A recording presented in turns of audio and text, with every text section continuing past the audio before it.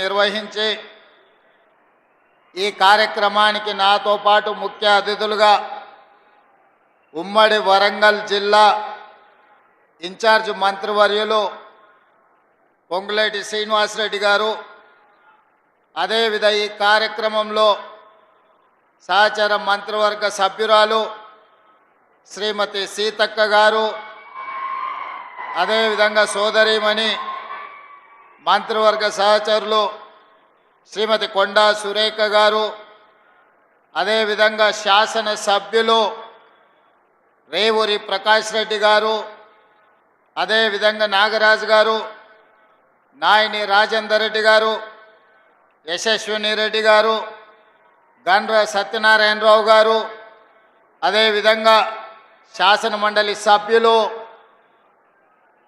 పెద్దలు, అదేవిధంగా జిల్లా పార్టీ నాయకులు రామచంద్ర నాయక్ గారు, పార్లమెంట్ సభ్యులు బలరాం నాయక్ గారు, పార్లమెంట్ సభ్యులు సోదరిమణి మీ అభిమానంతో గెలిచి మీ ప్రాంత అభివృద్ధికి పాటుపడుతున్న డాక్టర్ కావ్య గారు, పార్లమెంట్ సభ్యులు చామల కిరణ్ రెడ్డి గారు, ఈ వేదిక మీద ఉన్న పెద్దలందరికీ, కాంగ్రెస్ పార్టీ నాయకులకు, ఉన్నతాధికారులకు, ప్రాణ సమానులైన ఈ కార్యక్రమానికి విచ్చేసిన మీకు అందరికీ మనస్ఫూర్తిగా అభినందనలు తెలియజేస్తున్నా. మిత్రులారా, ఈ కార్యక్రమం ఒక రాజకీయ పార్టీ రాజకీయాల కోసం ఏర్పాటు చేసిన కార్యక్రమం కాదు. ఈ కార్యక్రమం ఈరోజు వేలాది మంది ఇక్కడికి తరలి వచ్చింది. రేపో ఎల్లుండో జరగబోయే ఎన్నికల్లో ఓట్లు అడగడానికో ఓట్లు వేయడానికో ఈరోజు ఇక్కడికి రాలేదు. ఇక్కడికి మా ఆడబిడ్డలు వేలాదిగా తరలి వచ్చింది. స్టేషన్ గన్పూర్ అభివృద్ధిలో భాగంగా పెద్దలు కడియం శ్రీహరి గారు తీవ్రమైన కృషి చేసి ఈ ప్రభుత్వం మీద ఒత్తిడి తెచ్చి 800 కోట్ల రూపాయలతోని స్టేషన్ గన్పూర్ శాసనసభ నియోజకవర్గాన్ని అభివృద్ధి పదం వైపు నడిపించాలని పట్టుదలతోటి ఈరోజు 800 కోట్ల రూపాయల నిధులు మంజూరు చేయించి మిమ్మల్ని అందరినీ ఇక్కడికి ఆహ్వానించడం జరిగింది. మీరందరూ ఇక్కడికి వచ్చి అభివృద్ధి కార్యక్రమంలో భాగస్వాములై స్టేషన్ గన్పూర్ ఉమ్మడి వరంగల్ జిల్లాకే కాదు తెలంగాణ రాష్ట్రానికి అభివృద్ధి కార్యక్రమంలో ఆదర్శంగా నిలబడడానికి ఇక్కడికి విచ్చేసింది. మిత్రులారా, ఈరోజు ఈ ఓరుగల్లుకు ఒక గొప్ప చరిత్ర ఉన్నది. రాణి రుద్రమ నుంచి మొదలు పెడితే సమ్మక్క సారలమ్మ వరకు, ప్రతాప రుద్రుడిని మొదలు పెడితే ఇక్కడుండే గొప్ప గొప్ప నాయకులు ఈ ప్రాంతానికి నాయకత్వం వహించారు.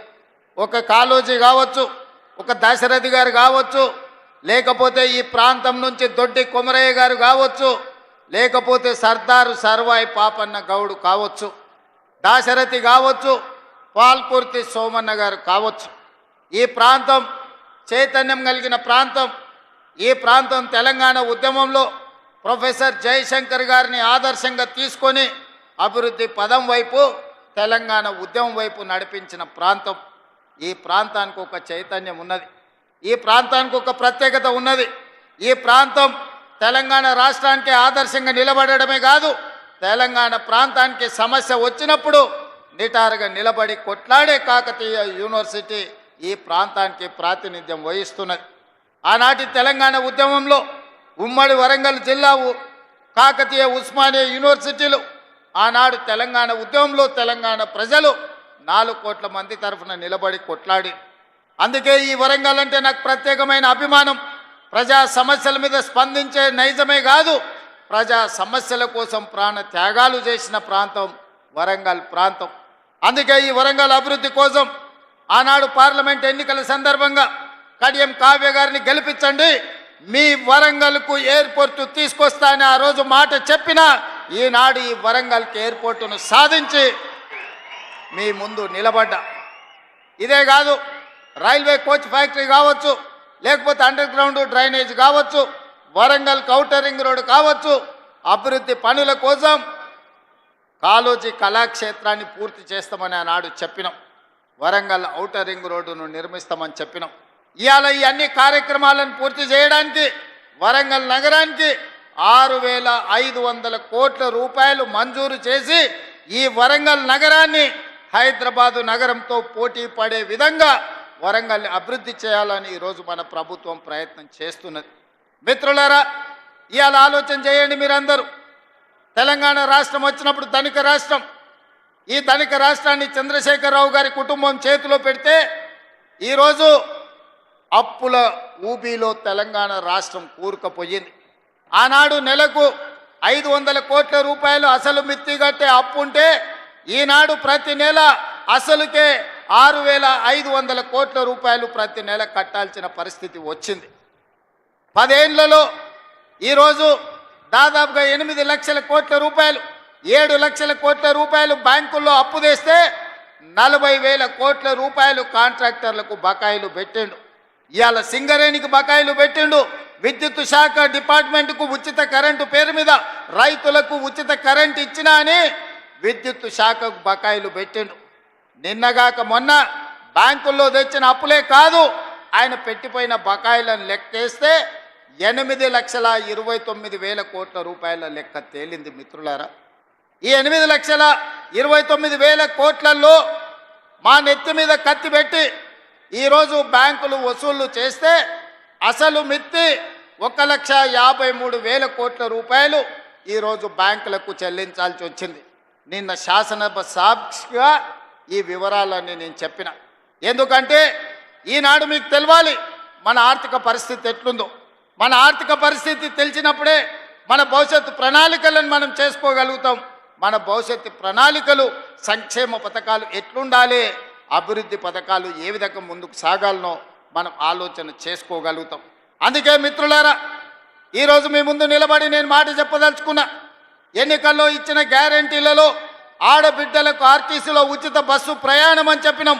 2 రోజుల్లోనే ఈనాడు 150 కోట్ల మంది ఆడబిడ్డలు ఉచిత బస్సు ప్రయాణం చేసినందుకు ఆర్టీసీకి 5,005 కోట్ల రూపాయలను ఈనాడు రాష్ట్ర ప్రభుత్వం అందించిన మాట వాస్తవం కాదా? ఈరోజు మా ఆడబిడ్డలు, మా అక్కల్ని అడుగుతున్న ఇక్కడ ఉన్న వాళ్ళను, అక్క ఎప్పుడైనా మీరు బస్సు ఎక్కితే ఎవరైనా అనా పైసైనా మిమ్మల్ని అడిగినరా అని నేను మా ఆడబిడ్డలు నేను అడగదలుచుకున్నా.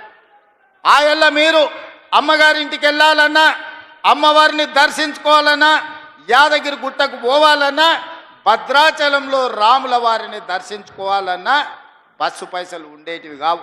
ఇంటి ఆయన ఇస్తే ఇచ్చినట్టు, లేకపోతే మీరు ఊరుకున్నట్టే ఉండే. కానీ ఇవాళ ఇంటి ఆయన బాయికాడికి పనికి పోతే మా అక్కలు ఆలయానికి పోయి దర్శనం చేసుకొని ఆయన వచ్చే లోపల మళ్ళీ ఇంటికి వచ్చేటట్టు ఈరోజు బస్సుల్లో ఉచిత ప్రయాణం ఇచ్చిన మాట వాస్తవం కాదా? ఇవాళ నేను అడుగుతున్న మా ఆడబిడ్డల్ని, 200 యూనిట్లు మీ ఇళ్లలో ఉండే కరెంటు ఉచితంగా ఇస్తున్నామా లేదా? ఇవాళ తెలంగాణ రాష్ట్ర ప్రజలకు నేను చెప్పదలుచుకున్నా, 200 యూనిట్లు ఉచిత కరెంటు పేదవాళ్లకు, 50 లక్షల కుటుంబాలకు ఈనాడు తెలంగాణ రాష్ట్ర ప్రభుత్వం పేదవాళ్లకు అందుబాటులోకి తీసుకొచ్చిన మాట వాస్తవం కాదా? ఇవాళ అప్పుల పాలైన తెలంగాణలో 24 గంటలు ఉచిత విద్యుత్తు రైతాంగానికి అందిస్తున్న మాట వాస్తవం కాదా? అదేవిధంగా ఆడబిడ్డలకు 500 రూపాయలకే సిలిండర్ ఇస్తున్న మాట వాస్తవం కాదా? ఇవాళ నేను చెప్పదలుచుకున్న తెలంగాణ రైతాంగానికి వేదిక మీద నుంచి 25,35,000 మంది రైతులకు 20,617 కోట్ల రూపాయలు, 2 లక్షల రూపాయల వరకు రైతు రుణమాఫీ చేసి మీ రుణం తీర్చుకుంటామని చెప్పినాం. ఈనాడు మీ రైతు రుణాలను మాఫీ చేసి, ఈ రైతు రుణాల మాఫీ కాదు, ఆనాడు రైతు బంధు ఎన్నికల కోడును అడ్డం పెట్టి కేసీఆర్ ఎగ్గొట్టిపోతే 7,625 కోట్ల రూపాయలు ప్రభుత్వం ఏర్పడిన ఎంబడే రైతు భరోసా పథకం ద్వారా మీ ఖాతాలలో నిధులేసిన మాట వాస్తవం కాదా? ఈ రకంగా చెప్పుకుంటూ పోతే తెలంగాణ ఉద్యమంలో ఉన్న నిరుద్యోగ యువకులకు 57,924 ప్రభుత్వ ఉద్యోగాలను మొదటి 10 నెలల్లోనే నియామకాలు అందించి నిరుద్యోగ సమస్యను తెలంగాణ రాష్ట్ర పొలిమేర్లు దాటే వరకు తరిమిన మాట వాస్తవం కాదా? గత 10 రోజుల నుంచి ఈనాడు పాత్రికేయ మిత్రులను నేను అడగదలుచుకున్నా. హైదరాబాద్లో మీ ఇండ్ల పట్టాలకు భూములు ఇస్తే 10 ఏళ్ళ పట్టాల సర్టిఫికెట్లు మీకు చంద్రశేఖరరావు ఇయ్యలే. నేను వచ్చిన తర్వాత మీ కుటుంబాలను పిలిచి రవీంద్ర భారతిలో భోజనం పెట్టి మీ జర్నలిస్టులకు ఇండ్ల పట్టాలు నేను ఇచ్చిన మాట వాస్తవం కాదా? 10 ఏళ్ళు చంద్రశేఖరరావు మీకు అన్యాయం చేస్తే మీకు ఇండ్ల పట్టాలు ఇచ్చింది ఈ ప్రభుత్వం కాదా అని నేను అడుగుతున్నా. ఇవాళ గ్రూప్ 1 పరీక్షలు, గ్రూప్ 2 పరీక్షలు, గ్రూప్ 3 పరీక్షలు, ఇవాళ మీ ఉద్యోగాల కోసం ఈరోజు పరీక్షా ఫలితాలను ఇచ్చి ఈరోజు మిమ్మల్ని ఆదుకునే ప్రయత్నం చేస్తున్నాం కదా. అందుకే ఒక్క నిమిషం ఉండండి చూసిన దించండి.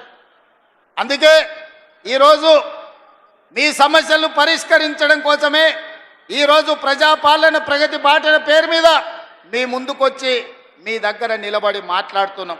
ఈరోజు నిరుద్యోగ సమస్యనే కాదు, మీ విద్యకు సంబంధించి టీచర్ల ప్రమోషన్లు 11,000 మంది ఈరోజు టీచర్ల నియామకాలు చేపట్టి పేదలకు విద్యను అందుబాటులోకి తీసుకురావాలని ప్రభుత్వం చేస్తున్న ప్రయత్నం నిజం కాదా అని నేను మిమ్మల్ని అడుగుతున్నా.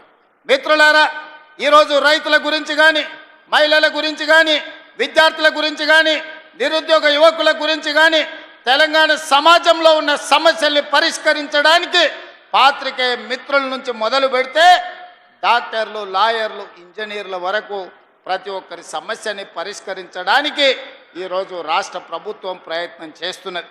అందుకే ఆనాడు ధనిక రాష్ట్రంగా చంద్రశేఖరరావు గారికి అప్పచెప్పినాం.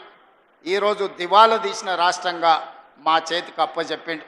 అందుకే మిత్రులారా, ఈరోజు ఈ సమస్యలు పరిష్కరించడానికి ఉన్నది ఉన్నట్టు వాస్తవాలను మీకు వివరించే ప్రయత్నం చేస్తున్నా.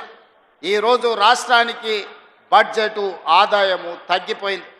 బట్టి విక్రమార్క గారు పోయినసారి బడ్జెటు 2,91,000 కోట్ల రూపాయలకు పెట్టిండు. కానీ వాస్తవంగా మేము గతంలో వేసిన అంచనాల కంటే తగ్గించి ఆర్థిక పరిస్థితి అబద్ధాలతో ఉండకూడదని బడ్జెట్ను తగ్గించే పెట్టినాం. అయినా అంచనాల మేరకు ఆదాయం రాలే. ఇవాళ మేము పెట్టిన బడ్జెట్ 70,000 కోట్ల రూపాయలు తక్కువతో ఈరోజు బడ్జెట్ ముగియబోతుంది మార్చి 31 తారీఖు నాడు. మరి ఇన్ని కష్టాలు ఉన్నా మీకు ఇస్తామన్న మాట ప్రకారం సంక్షేమ పథకాలను ఈరోజు అమలు చేసే ప్రయత్నం చేస్తున్నాం. అభివృద్ధికి అవసరమైన నిధులను ఈరోజు విడుదల చేస్తున్నాం. అభివృద్ధిలో భాగంగానే స్టేషన్ గన్పూర్కి ఈరోజు మీ విద్యకు ఇంటిగ్రేటెడ్ రెసిడెన్షియల్ స్కూల్స్ కావచ్చు, 100 పడకల ఆసుపత్రి కావచ్చు, మీ సాగునీటి ప్రాజెక్టు కోసం కావచ్చు, మీ ఇంటిగ్రేటెడ్ రెవెన్యూ డివిజన్ ఆఫీస్ కోసం కావచ్చు, మీ స్టేషన్ గన్పూర్ అభివృద్ధి కోసం కడియం శ్రీహరి గారు పెద్దలు అడిగిన ప్రతి మాట నిలబెట్టడానికి ఇవాళ 800 కోట్ల రూపాయలు మీకు మంజూరు చేయడమే కాదు, ఇంతకుముందు పెద్దలు కడియం శ్రీహరి గారు ఇదే వేదిక మీద నుంచి ఇంకో కొత్త చిట్టి మల్లదీసి నా ముందల పెట్టిండు. కాగితాలు అక్కడ ఇచ్చిండు. కడియం శ్రీహరి గారు మొత్తం వినతి పత్రాలు ఇచ్చిండు. వారిని చూస్తేనే నాకు భయం అవుతుంది. వారు ఏ పైరవ అడిగారు, ఏ సొంత పని అడిగారు. వారు వస్తేనే నా ప్రజలకు ఏదో చెయ్యాలి, స్టేషన్ గన్పూర్కు నిధులు తీసుకుపోవాలని అడుగుతూ ఉంటారు. అందుకే వారంటే నాకు ప్రత్యేకమైన అభిమానం. ఇది ఈనాటిది కాదు, 20-25 ఏళ్ల నుంచి కడియం శ్రీహరి గారితో నాకున్న పరిచయం. నేనే వారిని అడిగి కాంగ్రెస్ పార్టీలోకి రండి, నాకు అండగా నిలబడండి, ఈ తెలంగాణ రాష్ట్రాన్ని అభివృద్ధి పదం వైపు నడిపిద్దాం, మీ అనుభవం, మీ నిజాయితీ తెలంగాణ రాష్ట్రానికి అవసరం ఉన్నది, శ్రీహరి గారు మీరు రండి, చెల్లి కడియం కావ్యను ఎంపీగా గెలిపించుకున్న బాధ్యత నేను తీసుకుంటా అని చెప్పిన. అందుకే ఇవాళ మీ ఆడబిడ్డను డాక్టర్ కావ్యను పార్లమెంటు సభ్యురాలుగా మీరు ఢిల్లీకి పంపిస్తే మీకు ఎయిర్పోర్టు తీసుకొచ్చింది, మీకు రైల్వే కోచ్ ఫ్యాక్టరీ తీసుకొచ్చింది, భవిష్యత్తులో కాజీపేట రైల్వే జంక్షన్ను తీసుకొచ్చే బాధ్యత మీ సోదరిమణి మీ ఆడబిడ్డ డాక్టర్ కావ్య తీసుకుంటుంది.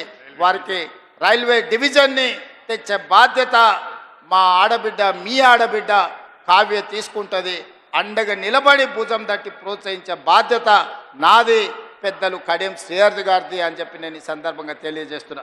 మిత్రులారా, మీ దేవాదుల ప్రాజెక్టు పూర్తి కావాలన్నా, శ్రీహరి గారు నా ముందు ప్రతిపాదించిన పనులను పూర్తి చేయాలన్నా, మీ స్టేషన్ గన్పూర్కి భవిష్యత్తులో నిధులను విడుదల చెయ్యాలన్నా మీరందరూ కలిసికట్టుగా శ్రీహరి గారి నాయకత్వాన్ని బలపరచండి.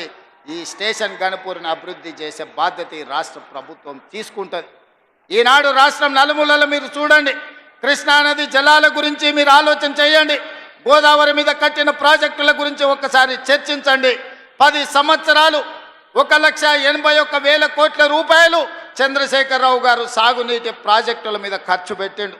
అందులో 1,02,000 కోట్ల రూపాయలు ఒక్క కాళేశ్వరం కట్టడానికి వాడి 1,00,000 కోట్లు పెట్టి కట్టిన కాళేశ్వరం 3 ఏళ్లనే కట్టుడు 3 ఏళ్లలోనే కూలుడు జరిగిపోయింది.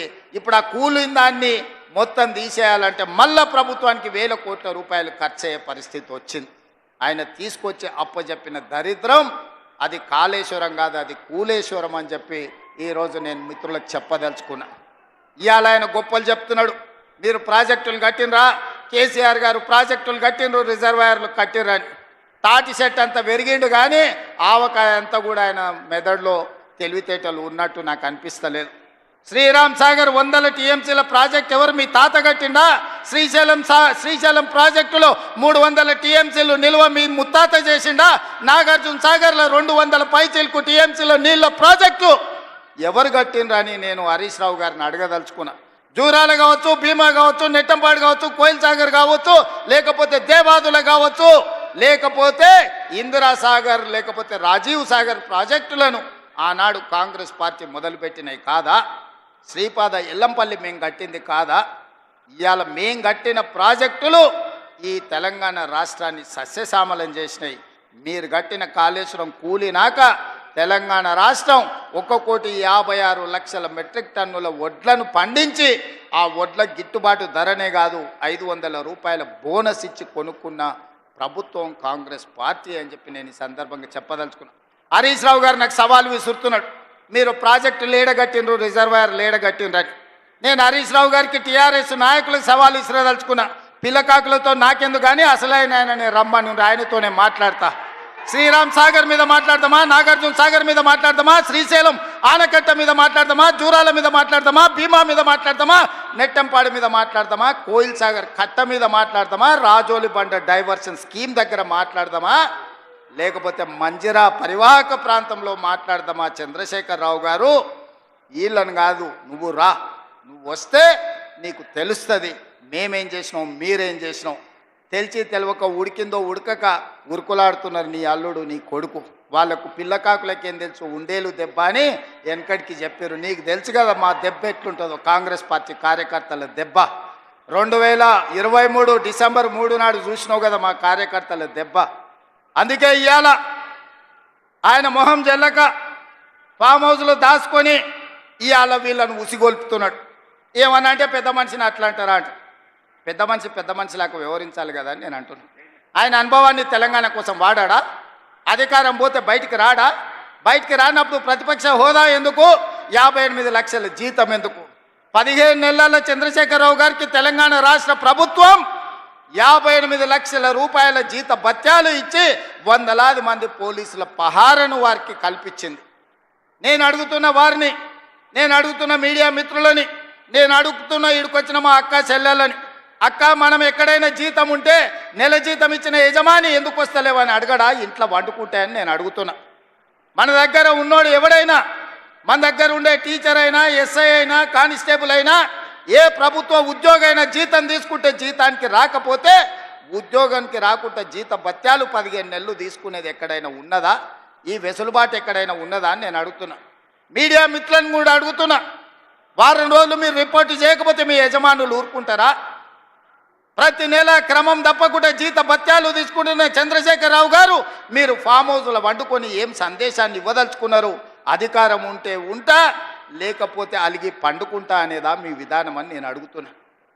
మీకు అనుభవం ఉందంటుండ్రు, మీకు అపారమైన జ్ఞానం ఉందంటుండ్రు, 80,000 పుస్తకాలు చదివిన విజ్ఞాన గని మీరు అంటుండ్రు. మీ అనుభవము, మీ విజ్ఞానము తెలంగాణ ప్రజల కోసం ఉపయోగించరా అని నేను అడుగుతున్నా. మీరైతే 1,00,000 కోట్ల రూపాయలు సంపాదించుకున్నారు, టీవీలు పెట్టుకున్నారు, పేపర్లు పెట్టుకున్నారు, ఫామ్ హౌస్లు కట్టుకున్నారు. నువ్వు గజ్వేల్లో కట్టుకుంటే నీ కొడుకు జన్వాడలో కట్టుకున్నాడు, నీ అల్లుడు మొయినాబాద్లో కట్టుకున్నాడు, నీ బడ్డ శంకర్పల్లి దగ్గర ఫామ్ హౌజులు 100 ఎకరాలలో కట్టుకున్నారు. మరి తెలంగాణ ప్రజలు ఉన్న భూములు అమ్ముకొని ఆత్మహత్యలు చేసుకుంటుంటే ఈ ట్రిక్ ఏదో మాకు చెప్పరా?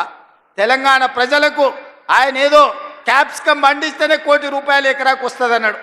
ఆ టెక్నిక్ ఏదో తెలంగాణ రైతాంగానికి చెప్పవా కేసీఆర్ గారని నేను అడుగుతున్నా. ఈరోజు తెలంగాణ రాష్ట్రం వచ్చిన తర్వాత చంద్రశేఖరరావు గారు వారి కుటుంబ సభ్యులు 1,00,000 కోట్ల రూపాయలు ఎట్లా సంపాదించుకుర్రు? తెలంగాణ రాష్ట్రం 4 కోట్ల ప్రజల నెత్తి మీద 8,29,000 కోట్ల రూపాయల అప్పెట్లొచ్చింది. మాకు అప్పులు ఎట్లా పెరిగినాయి పాపాల పుట్టలెక్క, మీ ఆస్తులు ఎట్లా పెరిగినాయి 1,00,000 కోట్లకని నేను ఈ వేదిక మీద నుంచి పెద్దలు చంద్రశేఖరరావు గారిని సవినయంగా అడుగుతున్నా, గౌరవప్రదంగా వారికి విజ్ఞప్తి చేస్తున్నా. మీ 1,00,000 కోట్ల సంపాదన నైపుణ్యం ఏందో మా నిరుద్యోగ యువకులకు చెప్పండి. 1,00,000 కోట్లు రాకపోయినా నెలకు 1,00,000 రూపాయలు సంపాదించుకునే నైపుణ్యం మా నిరుద్యోగ యువకులు నేర్చుకుంటారని నేను అడుగుతున్నా. ఒకవేళ నీకు రావడానికి ఇబ్బంది అయితే విడతల వారీగా 1000 మందిని నీ దగ్గరికే ఫామ్ హౌస్కు పంపిస్తా. ఆ విద్య ఏందో వాళ్ళకు నేర్పమని చంద్రశేఖరరావు గారికి విజ్ఞప్తి చేస్తున్నా. ఎందుకంటే ప్రతి నెల 3,92,000 రూపాయలు మీరు జీత భత్యాలు తీసుకుంటున్నారు కదా. తీసుకున్న జీతం కింది కన్నా తెలంగాణ యువకులకు ఈ శిక్షణ ఇవ్వమని చంద్రశేఖరరావు గారిని నేను అడుగుతున్నా. ఇవాళ వాళ్ళందరూ ఏందో పోయినట్టు, కొల్లగొట్టుకపోయినట్టు వాళ్ళ ఆస్తిని, తుఫాను వస్తే దివిసీమ తుఫాన్లో మొత్తం సర్వం కోల్పోయిన వాళ్ళు, వెనకటికి మనకు ఊర్లలో కడుక్కునేటోళ్ళు వచ్చేటోళ్ళు ఈడ జర సీనియర్లు ఉంటే తెలుసు. దివిసీమ తుఫాన్లో సర్వం కోల్పోయినాం, మాకేమని ఉంటే బతకడానికి వచ్చిన వాడిని గ్రామాలకు వచ్చేటోడు. దివిసీమ తుఫాన్లో కొట్టుకపోయిన వాళ్ళకంటే వాళ్ళ కుటుంబం దిగాలు పడిపోయి ఉన్నారు. అధికారం శాశ్వతం అనుకున్నారా అని నేను అడుగుతున్నా. అందుకే మిత్రులారా, ఆనాడు ధనిక రాష్ట్రాన్ని ఈనాడు చంద్రశేఖరరావు గారి కుటుంబం దివాలా తీయించింది. దివాలా తీసిన ముక్కబోని ధైర్యంతో ఈ రాష్ట్రాన్ని పట్టాల మీద ఎక్కించి తెలంగాణ రాష్ట్రాన్ని అభివృద్ధి పదం వైపు నడిపిస్తున్నాం. అందుకే ఈరోజు స్టేషన్ గద్పూర్లో 800 కోట్ల రూపాయలతో అభివృద్ధి కార్యక్రమాలను తీసుకున్నాం. కొన్ని విషయాలు ఆడబిడ్డల విషయం కావచ్చు, ఆర్టీసీ బస్సులు ఇవ్వడం కావచ్చు, లేకపోతే సోలార్ పవర్ ప్లాంట్లు కావచ్చు, ఎన్నడైనా వాళ్ళు ఆలోచన చేసిండ్రా ఈ ఆడబిడ్డలను ఆదుకోవాలని? ఈరోజు మా స్వయం సహాయక సంఘాలను అడుగుతున్నా, మీ పావలా వడ్డీ కానీ మీ జీరో వడ్డీ కానీ ఎన్నడన్నా మిమ్మల్ని 10 ఏళ్ళల్లో ఇంటి బయటికి రానిచ్చిండ్రా బీఆర్ఎస్ వాళ్ళు, గత ప్రభుత్వం అని నేను అడుగుతున్నా. ఇవాళ మా అక్కల్ని అందరినీ ధైర్యంగా రండి, మీ తమ్ముడికి అడ్డగా నిలబడండి, మీ సోదరుడు ఉన్నాడు, మీరు అభివృద్ధి పదం వైపు నడవండి అని చెప్పి ఈరోజు ఆడబిడ్డలకు ఈరోజు మేము నిలబడ్డాం. నేను అడుగుతున్నా చంద్రశేఖరరావు గారు, ప్రొఫెసర్ జయశంకర్ గారి ఊరిని కూడా 10 ఏళ్లలో నువ్వు రెవెన్యూ విలేజ్ చెయ్యలేదు. నేను వచ్చిన తర్వాత జయశంకర్ గారి ఊరిని రెవెన్యూ విలేజ్ చేసిన. ఈ ప్రభుత్వం వచ్చినాకనే వరంగల్కి ఎయిర్పోర్ట్ వచ్చింది. ఈ ప్రభుత్వం వచ్చినాకనే రైల్వే కోచ్ ఫ్యాక్టరీ మీకు వచ్చింది. ఈ ప్రభుత్వం వచ్చినాకనే వరంగల్కి అండర్ గ్రౌండ్ డ్రైనేజ్ వచ్చింది. ఈ ప్రభుత్వం వచ్చినాకనే వరంగల్కి ఔటర్ రింగ్ రోడ్ వచ్చింది. ఈ ప్రభుత్వం వచ్చినాకనే మీకు కాళోజీ కళాక్షేత్రం పూర్తయింది. ఈ ప్రభుత్వం వచ్చినాకనే వరంగల్ అభివృద్ధి కార్యక్రమాలు ఆగిపోయిన ఫ్లైఓవర్ బ్రిడ్జు నాయని రాజేందర్ రెడ్డి పట్టుబట్టి దాన్ని పూర్తి చేయడానికి ఒక కొలికి పట్టుకొస్తున్నాడు. ఈ ప్రభుత్వం వచ్చినాకనే 800 కోట్ల రూపాయలు ఈరోజు స్టేషన్ గన్పూర్కు మనం ఇవ్వగలిగినాం. 100 పడకల ఆసుపత్రి కట్టగలిగినాం, డిగ్రీ కాలేజ్ కట్టగలిగినాం, ఇంటిగ్రేటెడ్ రెసిడెన్షియల్ స్కూల్ కట్టగలిగినాం, రెవెన్యూ డివిజనల్ ఆఫీసును కట్టగలిగినాం, ఇందిరమ్మ ఇండ్లు ఇవ్వగలిగినాం. మిత్రులారా, ఈ ప్రభుత్వం వచ్చినాక ఇన్ని పనులు చేస్తుంటే మా మీద తెలంగాణ ప్రజల కోపం ఉందని ఆయన చెప్తుండు. ఎవరి కోపం ఉందే? 57,000 ఉద్యోగాలు ఇచ్చినందుకు నిరుద్యోగ యువకుల కోపం ఉందా? 65 లక్షల మంది ఆడబిడ్డలకు పండుగ పూట సారే చీర పెట్టినట్టు ప్రతి సంవత్సరం 2 నాణ్యమైన చీరలను ఆడబిడ్డలను అందించినందుకు, సారే చీర పెట్టినందుకు మా ఆడబిడ్డలకు నా మీద కోపం ఉందా? 1000 ఆర్టీసీ బస్సులను అందించి కోటీశ్వరులను చేసినందుకు మా ఆడబిడ్డల కోపం ఉందా? 1000 మెగావాట్ల సోలార్ విద్యుత్ ఉత్పత్తి ప్లాంట్లను అదాని అంబానీలతో పోటీ పడే విధంగా మా ఆడబిడ్డలని శ్రీమంతులను చేసినందుకు నా మీద కోపం ఉందా? రైతులకు 20,617 కోట్ల రూపాయలు రుణమాఫీ చేసినందుకు నా మీద కోపం ఉందా? దేనికోసం కోపం ఉంది? 500 రూపాయల బోనస్ ఇచ్చినందుకు ఈరోజు రైతులకు నా మీద కోపం ఉందా అని అడుగుతున్నా. రైతు భరోసా నాడు 10,000 ఉంటే దాన్ని 12,000కు పెంచినందుకు ఈ రైతాంగానికి నా మీద కోపం ఉందా? మీడియా మిత్రులకు 10 ఏళ్ళు నువ్వు ఇవ్వని ఇండ్ల పట్టాలు రవీంద్ర భారతిలో అందించినందుకు మా మీడియా మిత్రులకు నా మీద కోపం ఉందా అని నేను అడుగుతున్నాను. కొంతమంది దొంగలకు దోపిడీదారులకు ఉండొచ్చు, ఎందుకంటే ఈ దొంగలను ఉప్పు పాతరేస్తా దోపిడీదారులను తోలు తీసి బట్టలు ఇప్పదీసి రోడ్డు మీద నించోబెడతానందుకు కొంతమంది దొంగలకు నా మీద ఏమైనా కోపం ఉంటే ఉండొచ్చు. అంటే అన్నా అంటాడు హరీష్ రావు రేవంత్ రెడ్డి అధికారిక కార్యక్రమాలలో తిడతాడు ఎందుకని. ఆయన ఇవాళ మాట్లాడుతుంటే చంద్రశేఖరరావు గారంట తెలంగాణ జాతిపిత అంట. మిత్రులారా, ఇట్లా మాట్లాడితే ఇంకా నేను ఏదో ఒకటి అనకపోతే ఎట్లయితుంది మీరు చెప్పురు. జాతిపిత గురించి మీకు తెలుసు కదా. ఆ జాతిపితకు మందు వాసన పడుతుందా? గుజరాతుల్నే మందు బంధు పెట్టించింది, అవునా? ఆ జాతిపిత గాంధీ ఆశ్రమాలలో ఉన్నాడు, నిరాడంబరంగా ఉన్నాడు. మరి ఈ జాతిపిత వాసన లేకుండా నిద్ర లేస్తాడా? ఆ జాతిపిత ఎక్కడా? ఈ జాతిపిత ఎక్కడా? ఆ జాతిపిత ఎక్కడో చిన్న చిన్న దళిత వాడల్లో జీవితం గడిపితే 100 ఎకరాల ఫామ్ హౌజుల్లో ఈ జాతిపిత గారు ఉన్నారు. ఈయన జాతిపిత ఎట్లయితాడని నేను అడుగుతున్నా. అసలు పోల్చుకోవడానికన్నా పొంతన ఉండాలి కదా. పులిని చూసి నక్క వాతలు పెట్టుకుంటే వాతలతోని నక్క పులి అయిపోతుందా? జాతిపిత అంటే ఎవరు? కొండా లక్ష్మణ్ బాబూజీ జాతిపిత. జాతిపిత అంటే ఎవరు? ప్రొఫెసర్ జయశంకర్ జాతిపిత. ఏ పదవి లేకుండా సర్వం త్యాగం చేసి ఈ దేశం కోసము, స్వతంత్రం కోసము, తెలంగాణ రాష్ట్రం కోసం సర్వం దారబోసిన కొండా లక్ష్మణ్ బాపూజీనో ప్రొఫెసర్ జయశంకర్ తెలంగాణకు జాతిపిత అవుతాడు తప్పితే నోరు తెరిస్తే అబద్ధాలు చెప్పేటోడు, తెలంగాణ రాష్ట్రాన్ని దోసుకున్నాడు, 100 ఎకరాల ఫామ్ హౌజులు కట్టుకున్నాడు, 1,00,000 కోట్ల రూపాయలు సంపాదించుకున్నాడు, టీవీలు పేపర్లు పెట్టుకొని అబద్ధాలను విషప్రచారం చేసేటోడు తెలంగాణ జాతిపిత ఎట్లయితాడని తాటి చెట్టులాగా పెరిగినాయని నేను అడుగుతున్నా. ఇవాళ నేను ఇక్కడున్న యువకుల్ని కూడా అడుగుతున్నా, ఎవడయా జాతిపిత తెలంగాణకు? తాగుబోతాడు జాతిపిత అవుతాడా అని నేను అడుగుతున్నా. త్యాగాలు చేసినోడు తెలంగాణకు జాతిపిత అవుతాడా? తాగుబోతాడు తెలంగాణకు జాతిపిత అవుతాడా అని నేను అడుగుతున్నా. ఒక జయశంకర్, ఒక కొండా లక్ష్మణ్ బాపూజీ తెలంగాణ జాతిపితలు అవుతారు తప్పితే తెలంగాణను జలగల్లాక పట్టి పీడించుకున్నవాడు, తెలంగాణ ప్రజల రక్తం దాగినోడు ఎవడు జాతిపిత కాడు. ప్రొఫెసర్ జయశంకర్ గారు ఊరిని రెవెన్యూ విలేజ్ చేయకుండా అవమానించిన చరిత్ర మీదైతే ఆ రెవెన్యూ విలేజ్ చేసిన చరిత్ర మాది. కాళోజీ కళాక్షేత్రాన్ని పూర్తి చేసిన చరిత్ర మీదైతే 10 ఏళ్ళు పడవ పెట్టిన చరిత్ర మీది. అందుకే మిత్రులారా, ఈరోజు తెలంగాణ సమాజం అంతా ఆలోచన చేయాలి. ఆనాడు తెలంగాణ ఉద్యమం చేసినాను, ఉద్యమంలో ముందు భాగాన నిలబడ్డాను. ఒక్కసారి కాదు 2 సార్లు తెలంగాణ రాష్ట్రానికి ముఖ్యమంత్రిగా చేసింది. 10 ఏళ్లలో దాదాపుగా నేను అసెంబ్లీలో మళ్ళీ లెక్కలు చెప్తా.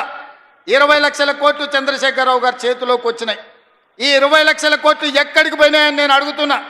ఇవాళ నేను చెప్పదలుచుకున్న, చంద్రశేఖరరావు గారు చేసిన అప్పుల కోసం నేను కట్టింది 1,53,000 కోట్లు బ్యాంకులకు అసలు మిత్తి పేరు మీద నేను కట్టిన. నిజంగానే ఈ 15 నెలల ఈ 1,53,000 కోట్ల రూపాయలు నా చేతుల్లోనే ఉంటే మా పొంగులేటి శ్రీనివాసరెడ్డి గారికి చెప్పి 30 లక్షల ఇండ్లు, ఇందిరమ్మ ఇండ్లు పేదోళ్ళందరికీ తెలంగాణ రాష్ట్రంలో అందరికీ ఇండ్లు కట్టించుండేవాడిని. ఇవాళ నా దగ్గర ఇండ్లు లేని పేదల లెక్క 25 లక్షలే ఉంది. ఒక్క సంవత్సరం చంద్రశేఖరరావు గారు చేసిన అప్పులకు తప్పులకు నేను కట్టిన పాయమాల్ 1,53,000 కోట్లు. ఈ 15 నెలల ఈ 1,53,000 కోట్లు నా దగ్గరనే ఉంటే 30 లక్షల పేదోళ్లకు 5 లక్షల లెక్కన ఇందిరమ్మ ఇండ్లు కట్టించి రాష్ట్రంలో ఇల్లు లేని పేదోళ్ళు లేకుండా 100% పేదలకు ఇండ్లు కట్టించటోని. ఇదే కాదు, 75 లక్షల మంది రైతులకు 2 లక్షల రూపాయల రుణమాఫీ చేసి ఉండేటోని. ఒక్క సంవత్సరమే చంద్రశేఖరరావు చేసిన పాపాలకు నేను కట్టిన పాయమాల్ 1,53,000 కోట్లు. ఇది పాపాల పుట్టలాగా పెరిగిపోతుంది. ఆలోచన చేయండి మిత్రులారా.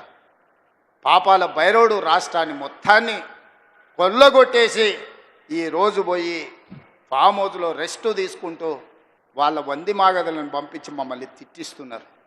ఇది ఈరోజు తెలంగాణ రాష్ట్రంలో ఉన్న పరిస్థితి. అందుకే మా ఆడబిడ్డల నుంచి మా నిరుద్యోగ యువకుల వరకు, మా రైతుల నుంచి మా కార్మికుల వరకు నేను ఒక్క మాట చెప్పదలుచుకున్నా. ఖచ్చితంగా ఈ రాష్ట్రాన్ని అభివృద్ధి పదం వైపు నడిపించే బాధ్యత మాది. తెలంగాణ రాష్ట్రంలో జరుగుతున్న తప్పులను ఉన్నట్టుగా మీకు వివరిస్తా. లేని అబద్ధాలను నేను చెప్పను.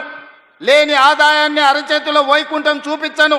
అరచేతిలో బెల్లం పెట్టి మోచేతి నాకండి అనే అబద్ధాలు నేను చెప్పను. ఉన్న లెక్కలన్నీ అసెంబ్లీలో చెప్తా. రాష్ట్రానికి వస్తున్న ఆదాయం ఎంత, ఆ ఆదాయాన్ని ఎలా సంక్షేమానికి అభివృద్ధికి వాడాలో మీ సూచనలు తీసుకొని ముందుకు వెళ్తా. ఇవాళ కష్టం వచ్చినప్పుడు మీతో కాకపోతే ఎవరితో చెప్పుకుంటామని నేను అడుగుతున్నా. ఇవాళ తెలంగాణ రాష్ట్రం అప్పుల ఊబిలో కూరుకుపోయింది. ఆయన గారు చేసిన అప్పులకు 88,000 కోట్ల అస్సలు కట్టినా, 64,000 కోట్ల మిత్తి కట్టినా, 1,53,000 కోట్లు 15 నెలల్లో కట్టాల్సిన పరిస్థితి వచ్చిందంటే ఎంత దారుణమైన పరిస్థితి తెలంగాణ రాష్ట్రం ఉందో మీరు ఆలోచన చేయండి. తండ్రి కొడుకులు అంటారు అప్పులుంటే బయటికి చెప్తారా, మళ్ళీ అప్పు ఎట్లా పుడుతుందని. నేను మళ్ళీ అప్పులు చేయదలుచుకోలే, పప్పు కూడు వండదలుచుకోలే. అప్పు చేసిన పప్పు కూడు ఎప్పటికైనా మనకు ముప్పే అని, అప్పు మనకు ముప్పు అని నేను స్పష్టంగా నిర్ణయించుకున్నాను. అందుకే తీసుకొని తెలంగాణ రాష్ట్ర ఆదాయం పెంచుకొని ఆదాయాన్ని పెంచాలి, పేదలకి పంచాలి అన్న ఆలోచనతోని రాష్ట్ర ప్రభుత్వాన్ని ముందుకు నడిపించదలుచుకున్నాం. అందుకే మీరందరూ సహకరించండి, మీరందరూ అండగా నిలబడండి. మా శ్రీహరణ మళ్ళా పక్క నుంచి గన్పూర్కు నిధుల గురించి చెప్పమంటున్నారు. తప్పకుండా దీనికి సంబంధించిన అన్నీ మళ్ళీ నేను నిదానంగా వారితో మాట్లాడి ఇస్తా. ఎందుకంటే మిగతా ఎమ్మెల్యేలు కూడా ఉన్నారు, వాళ్ళందరూ నా దిక్కు కోపంగా చూస్తున్నారు. అన్నీ శ్రీహరణకే ఇస్తే మాకు మరి మా సంగతి ఏందని. అదేవిధంగా రాంపూర్ డంప్ యార్డ్ గురించి కూడా శ్రీహరణ పక్క నుంచి మా కావ్యమ్మ చెప్పినట్టుంది, కాగితం రాసిస్తున్నాడు. తప్పకుండా డంపింగ్ యార్డ్ నుంచి మొదలు పెడితే స్టేషన్ గన్పూర్లో ఉండే సమస్యల్ని పరిష్కరించే బాధ్యత నాది. మిత్రులారా, ఎర్ర టెండున మీరు అందరు కూడా ఇక్కడికి వచ్చిండ్రు. మీ ఆశీర్వాదం, మీ అండ ఉండాలి. 10 ఏళ్ళు ఏలినోళ్ళు 10 నెలలకే మమ్మల్ని దిగిపోమంటారు. 5 ఏళ్ళ కోసం కదా కుర్చీ ఇచ్చింది మీరు. ఇవాళ ప్రభుత్వ ఉద్యోగం ఇస్తే 35 ఏళ్ళు ఉద్యోగం ఉంటుంది అంటారు, 2 ఏళ్ళకే తీసేస్తే పోతుందా? చంద్రశేఖరరావు డెఫినెట్గా దుఃఖం ఉంటుంది, వాళ్ళ కుటుంబానికి బాధ ఉంటుంది. ఎందుకంటే ఆ కుర్చీలో ఉంటే వాళ్ళు మళ్ళా దోసుకోవడానికి అవకాశం ఉండే అని వాళ్ళు ఆలోచన చేస్తున్నారు. అందుకే మిత్రులారా, ఈరోజు ఈ తెలంగాణ రాష్ట్రాన్ని అభివృద్ధి పదం వైపు నడిపించుకునే బాధ్యత మనది. ఈ తెలంగాణ రాష్ట్రాన్ని పునర్నిర్మించుకొని మన భవిష్యత్ తరాల కోసము ఆదర్శంగా నిలబడే విధంగా తెలంగాణ రాష్ట్రాన్ని ముందుకు తీసుకువెళ్దాం. మీరందరూ అండగా నిలబడండి. మీకు దాచిపెట్టేదేమీ లేదు, ఉన్నది ఉన్నట్టు అసెంబ్లీలో మళ్ళీ చెప్తాను. నిన్న కొంత చెప్పిన, గవర్నర్ గారు ప్రసంగంలో సగం చెప్పిన, ఈరోజు ఇంటర్వెల్ మాత్రమే, విరామమే. మళ్ళా బడ్జెట్ పెట్టినాక 19-20 తారీఖులో మిగతా కథంతా మొత్తం చెప్తా. రాష్ట్రంలో ఉన్న కేసీఆర్ చేసిన పాపాల చిట్ట విప్పుతా. మీరందరూ వినండి. ఖచ్చితంగా తెలంగాణ రాష్ట్రాన్ని బాగు చేద్దాం. మనమే చేసుకోవాలి, మనమే నడుము బిగించాలి. మీరందరూ అండగా నిలబడాలి. ఇంత మంచి కార్యక్రమాన్ని ఏర్పాటు చేసి మిమ్మల్ని అందరినీ కలవడానికి ఒక అవకాశం కల్పించిన పెద్దలు కడియం శ్రీహరి గారికి, ఇన్ఛార్జ్ మినిస్టర్ పొంగులేటి శ్రీనివాసరెడ్డి గారికి, అదేవిధంగా వేదిక మీద స్టేషన్ గన్పూర్ కాంగ్రెస్ పార్టీ నాయకులు, గ్రామస్థాయి నాయకులు, మండల స్థాయి నాయకులు, నియోజకవర్గ స్థాయి నాయకులు, జిల్లా నాయకులందరూ కూడా వేదిక మీద ఉన్నారు. వాళ్ళందరి పేర్లు నేను తీసుకోలేకపోయినా పేరున వాళ్ళకి మనస్ఫూర్తిగా ధన్యవాదాలు తెలియజేస్తున్నా. మరీ ముఖ్యంగా మా ఆడబిడ్డలకు మిట్ట మధ్యాహ్నమైన ఎర్ర టెండ ఉన్నా అన్నం తినకుండా మీ సోదరిని ఆశీర్వదించడానికి కూర్చున్నందుకు మా ఆడబిడ్డలందరికీ కూడా ప్రత్యేకంగా ధన్యవాదాలు తెలియజేసి సెలవు తీసుకుంటున్నది.